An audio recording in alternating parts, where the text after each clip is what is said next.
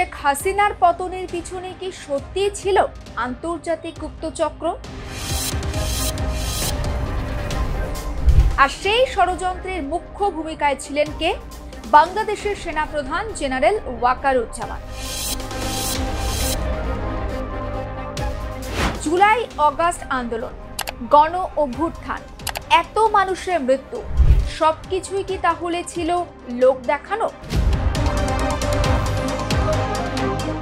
হাসিনাই তাকে 2024 সালের 23শে জুন বাংলাদেশ সেনাপ্রধান পদে নিযুক্ত করেছিলেন, আর তিনিই শেষমেশ হাসিনার পিঠে ছুরি বসালেন। তাহলে কি দাঁড়ালো? শস্যের ভিতরেই ভূত, নাকি বিষাক্ত কিছু মানুষ আসে বন্ধুর ছদ্মবেশে? ঘরশত্রু বিভীষণ? না না, আপনাকে বলছি না, বা আপনাদেরকেও বলছি না। তবে বিভীষণ শব্দে বা বিভীষণ কে তাকে খুঁজে বের করতে তোলপাড় ঢাকা থেকে দিল্লি।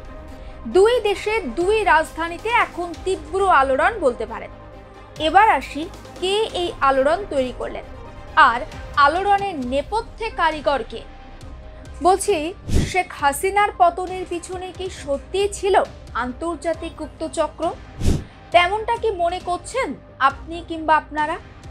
জানা যাচ্ছে মার্কিন গুপ্তচর সংস্থা CIA নির্দেশেই বাংলাদেশের প্রধানমন্ত্রীর পদ থেকে হাসিনাকে উৎখাতে ষড়যন্ত্র হয়েছিল।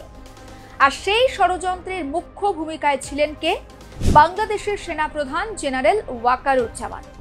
একটু অবাক হলেন না নামটা শুনে?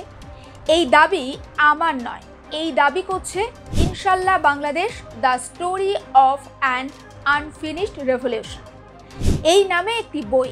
আর বইটি হাসিনা জমানার স্বরাষ্ট্রমন্ত্রী তথা আওয়ামী লীগের প্রথম সারির নেতা আসাদুজ্জামান খান কামালের একটি বিস্ফোরক সাক্ষাৎকার রয়েছে। তাহলে আমার প্রশ্ন হচ্ছে, জুলাই অগাস্ট আন্দোলন, গণ অভ্যুত্থান, এত মানুষের মৃত্যু, দেশের সম্পদ নষ্ট, সবকিছুই কি তাহলে ছিল লোক দেখানো, নাকি পূর্ব পরিকল্পিত? নাটকের প্লট একেবারে সাজানো ছিল, শুধু সেই অনুযায়ী নাটক মঞ্চস্থ হয়েছে বাংলাদেশে, যার খেসারত দিতে হয়েছে বা এখনো দিয়ে চলেছে সে দেশের খেটে খাওয়া আমজনতা। কি মনে হচ্ছে আপনার? তাই তো। প্রত্যেকেই ইতিমধ্যে জেনে গিয়েছেন ওয়াকার শেখ হাসিনার আত্মীয়। হাসিনাই তাকে 2024 সালের 23শে জুন বাংলাদেশ সেনাপ্রধান পদে নিযুক্ত করেছিলেন, আর তিনিই শেষমেশ হাসিনার পিঠে ছুরি বসালেন। কিন্তু হঠাৎ ওয়াকার কেন এমন করতে গেলেন? কোনো কারণ ছিল কি এর পিছনে, নাকি ক্ষমতা লোভ? ওয়াকারও কি স্বপ্ন দেখেছিলেন বা এখনো দেখে চলেছেন সে দেশের প্রধানমন্ত্রীর চেয়ারে বসবেন তিনি? হাসিনা কি সত্যি ঘুণাক্ষরে টের পাননি তার বিশ্বস্ত ওয়াকার আসলে CIA এর পকেটে? তিনি আসলে CIA এর চর হয়ে কাজ করছেন বা চরবৃত্তি করছেন? ইনশাল্লাহ Bangladesh, the story of an unfinished revolution, এই বইয়ে আওয়ামী লীগ নেতা আসাদুজ্জামান খান তিনি দাবি করছেন এটা ছিল একটা নিখুঁত CIA ষড়যন্ত্র। তবে CIA একাই ষড়যন্ত্র করেনি, বহু বছর ধরে এই ষড়যন্ত্রের বীজ ধীরে ধীরে সুকৌশলে বোনা হয়েছিল বাংলাদেশে। কেউ বুঝতেই পারেননি ওয়াকার CIA এর হাতের পুতুল হয়ে গিয়েছেন। এমনকি সে দেশের গোয়েন্দাদের কাছেও সেই বিষয়ে কোনো আগাম খবর ছিল না, ফলে সতর্ক বার্তা পৌঁছায়নি শেখ হাসিনার কাছেও। আসাদুজ্জামান খান কামাল আরও দাবি করেছেন শুধুমাত্র ওয়াকার কিন্তু একা নয়, এই ষড়যন্ত্রে জড়িত ছিলেন তাদের শীর্ষ স্তরের আরও কেউ, অর্থাৎ আওয়ামী লীগের আরও কেউ। ওয়াকার প্রধান ষড়যন্ত্রী হলেও তাকে সাহায্য করার লোকের অভাব ছিল না আওয়ামী লীগের মধ্যেই। কিন্তু আমেরিকা কেন এত আগ্রহ দেখালো বাংলাদেশ নিয়ে? বাংলাদেশের মাসনাদ নিয়ে তার কি কোনো স্বার্থ ছিল? কি স্বার্থ ছিল আমেরিকার হাসিনাকে প্রধানমন্ত্রীর চেয়ার থেকে সরানোর পিছনে? দেখুন, এই প্রশ্নের উত্তরও কিন্তু দিয়েছেন হাসিনার সময়ের স্বরাষ্ট্রমন্ত্রী। তিনি দুটি কারণের কথা উল্লেখ করেছেন ওই বইতে। প্রথম কারণ হিসাবে তিনি বলেছেন, দক্ষিণ এশিয়ায় একাধিক শক্তিশালী নেতা থাকলে মার্কিন স্বার্থ বাধাপ্রাপ্ত হয়। ভারতের প্রধানমন্ত্রী নরেন্দ্র মোদী, চীনের প্রেসিডেন্ট শি জিনপিং, বাংলাদেশের প্রধানমন্ত্রী শেখ হাসিনা, এই তিনজনের জুটির কাছে কার্যত অসহায় ছিল সিআইএ। আর সেটা তারা সহ্য করতে পারছিল না বা আমেরিকার সহ্য হচ্ছিল না, কারণ তাদের তো আবার সবার ওপরে ছড়ি ঘোরানোর স্বভাব রয়েছে। আর দ্বিতীয় কারণ হিসাবে বলা হয়েছে সেন্ট মার্টিনস দ্বীপ, বঙ্গোপসাগরের একেবারে কৌশলগত মানচিত্রে এই বিরল রত্নভাণ্ডার, যার ওপরে প্রথম থেকেই নজর রয়েছে আমেরিকার। হাসিনা প্রধানমন্ত্রী থাকাকালীন তো দেশীয় সম্পদে কাউকে আঁচড় কাটতে দেননি। হাসিনাকে সরিয়ে আমেরিকা চেয়েছিল ওই দ্বীপে কর্তৃত্ব করতে, তাই তারা তড়িঘড়ি ইউনুসকে বসায় মসনদে। এখন আমেরিকাও বুঝে গিয়েছে ইউনুস নিজের স্বার্থ ছাড়া আর কিছুই বোঝেন না, তাই আমেরিকা আবার চাইছে যেন তেন প্রকারে হাসিনাকে ফেরাতে বাংলাদেশে। প্রধানমন্ত্রী থাকাকালীন হাসিনা একবার এক সাংবাদিক বৈঠকে বলেছিলেন, যদি আমি সেন্ট মার্টিন দ্বীপ আমেরিকাকে ছেড়ে দিই তাহলে ক্ষমতায় থাকার নিশ্চয়তা মিলবে, কিন্তু তাতে দেশের সার্বভৌমত্ব বিকিয়ে যাবে বিদেশিদের কাছে। তাহলে আগে থেকে পুরোটা না হোক অল্প কিছুর কি আভাস পেয়েছিলেন মুজিব কন্যা? না হলে হঠাৎ কেন তিনি ওই কথা বলতে গিয়েছিলেন?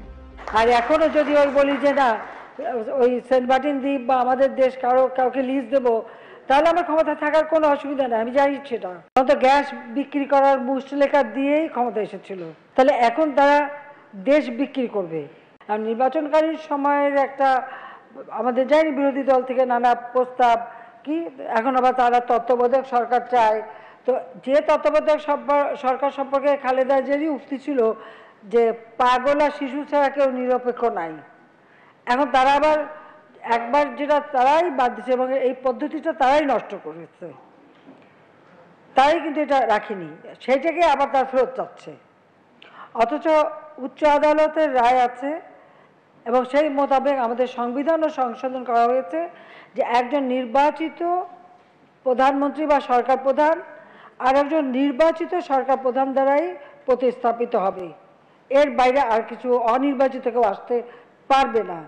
এটা যেমন উচ্চ আদালতের রায় আছে, আবার আমাদের সংবিধানেও কিন্তু সেটা আছে যে যতক্ষণ পর্যন্ত একজন নির্বাচিত মানে সরকার প্রধান ক্ষমতা না নেবে সেটা পরিবর্তন হবে না, একজন নির্বাচিত জায়গায় আর একজন নির্বাচিতই আসতে হবে। এটা সকলে জানে, জানার পরেও আমি জানি না কেন এই সাংবিধানিক জটিলতা সৃষ্টির কেন চেষ্টা করা হচ্ছে, উদ্দেশ্যটা কি? তার মানে এই যে গণতান্ত্রিক ধারাটাকে নষ্ট করা, এই যে দীর্ঘ 14.5 বছর বাংলাদেশটা যে সুষ্ঠুভাবে চলছে, আর্থসামাজিক উন্নতি করছে, সেটাকে নষ্ট করা। আর দেশবাসী এটা কিভাবে নেবেন সেটাই আমার প্রশ্ন, যে তারা কি গণতান্ত্রিক ধারাবাহিকতা চান, অর্থনৈতিক উন্নতি চান, দেশের মানুষের কল্যাণ হোক সেটা চান, নাকি আবার সেই ওই 2007-এর মতো তত্ত্বাবধায়ক সরকার, আবার সেই ইমার্জেন্সি, আবার সেই ধরপাকড়, সেইগুলি চাই? এটা তো দেশের মানুষকেই বিবেচনা করতে হবে। ইনশাল্লাহ Bangladesh the story of an unfinished revolution, এই বইতে দিল্লির হোটেলের এক কফি শপের কথাও উল্লেখ রয়েছে, যেখানে বসে আলোচনা হয়েছিল একাধিক বিষয়। আর সেই আলোচনাতে নাকি যোগ দিয়েছিলেন আওয়ামী লীগের 2 জন সাংসদও। হাসিনার ঘনিষ্ঠ আসাদুজ্জামান বইতে আরও বলেছেন, যেভাবে অভিমন্যু কৌরবদের ঘেরাওয়ে প্রাণ হারিয়েছিল, ঠিক তেমনভাবেই হাসিনা নিজের বিশ্বাসভাজনের হাতেই পরাজিত হলেন। ওয়াকার মৌলবাদী গোষ্ঠী এবং জামাতে ইসলামী বা জামাতের সঙ্গে গোপন আঁতাত করে সরকার উৎখাতে রণকৌশল তৈরি করেছিল। তাহলে কি দাঁড়ালো? শস্যের ভিতরেই ভূত, নাকি বিষাক্ত কিছু মানুষ আসে বন্ধুর ছদ্মবেশে? 2024 সালে 23শে জুন সেনাপ্রধান হিসাবে দায়িত্ব পান ওয়াকার, আর তার দায়িত্ব পাওয়ার মাত্র 2 মাসের মধ্যে অর্থাৎ 5ই আগস্ট হাসিনাকে দেশ ছাড়া হতে হয়। তাহলে তো বলা যেতে পারে 5ই আগস্ট হাসিনাকে দেশ ছাড়া করেন ওয়াকারই। আওয়ামী লীগ নেতার কথায় অর্থাৎ আসাদুজ্জামান খান কামাল বলছেন, হাসিনাকে সরানোই ছিল ওয়াকারের প্রথম গোপন অভিযান। আমি আগেই আপনাদেরকে জানিয়েছিলাম যে বাংলাদেশে গণ অভ্যুত্থানে শুধু সেখানকার মানুষ নয়, বাইরের লোকও ছিল। আবারও জোর দিয়ে বলছি, হ্যাঁ ছিল বাইরের লোক, আর তারা ছিল আইএসআই এর প্রশিক্ষণপ্রাপ্ত কিছু মানুষ। তারাই গণ অভ্যুত্থানে পুলিশের ওপরে হামলা চালিয়েছিল। আর দেশ যখন অস্থির, অর্থাৎ বাংলাদেশ যখন অস্থির, তখন ওয়াকার হাসিনাকে এটা বলে আশ্বস্ত করেছিলেন, আপনি কিছুদিন দেশ ছাড়ুন, সেনাবাহিনী সব কিছু সামলে নেবে। কিন্তু পরদিনই তো ইতিহাস ঘুরে গিয়েছিল বাংলাদেশে। আর এখন তো 15 জন অফিসারকে মানবতা বিরোধী অপরাধের অভিযোগে হেফাজতে নিয়েছে সেনা। সেনার মধ্যেই বিভাজনের আশঙ্কায় ইতিমধ্যে ওয়াকারের সৌদি আরব সফরও বাতিল হয়েছে। নিজের বাহিনীর এক শ্রেণীর কাছে এখন ভিলেন ওয়াকার। বিশ্বাসভঙ্গ এবং সার্বভৌমত্বের সীমারেখায় বাংলাদেশের রাজনীতি দিনে দিনে আরও ঝাপসা হয়ে উঠছে। কি হবে বাংলাদেশে সেটা এখনো পর্যন্ত স্পষ্ট নয়। তবে আনুষ্ঠানিকভাবে ওই বই এখনো প্রকাশিত হয়নি। সাংবাদিক শাহিদুল হাসান খোকন, দীপ হালদার এবং জয়দীপ মজুমদার লিখেছেন এই বইটি, ইনশাল্লাহ Bangladesh, the story of an unfinished revolution. তবে বইটি জগারনট পাবলিশার্সের প্রেসে তার যে অংশবিশেষ ফাঁস হয়েছে সেটাতেই এই বিস্ফোরক সাক্ষাৎকারের অংশ প্রকাশ্যে এসেছে। এই সাক্ষাৎকার প্রকাশ্যে আসার পর এবং সেখানকার বাসিন্দারা ঠিক কিভাবে ওয়াকারের ওপর তাদের যে প্রতিক্রিয়া সেটা ব্যক্ত করবেন, অবশ্যই নজর থাকবে। আপনি নজর রাখবেন কিন্তু আর প্লাস নিউজ ডিজিটালে।